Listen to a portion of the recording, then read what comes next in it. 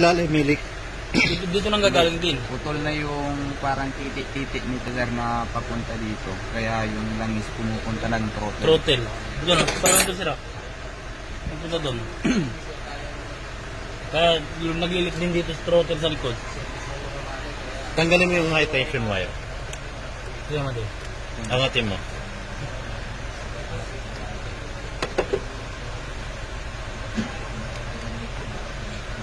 Ito naman. Yung lahat. Angatin mo na lahat. Babaklasin natin yung valve cover niya.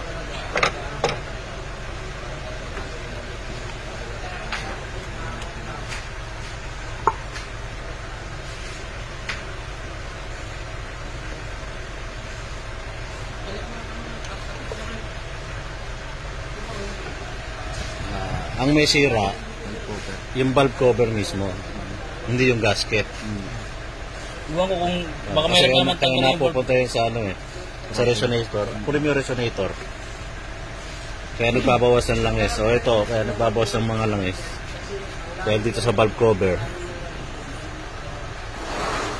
Yan, dito. Ito kasi yung galing sa valve cover, papunta resonator, then throttle body. So, lagi nagbabawas ng langis. Pupunta sa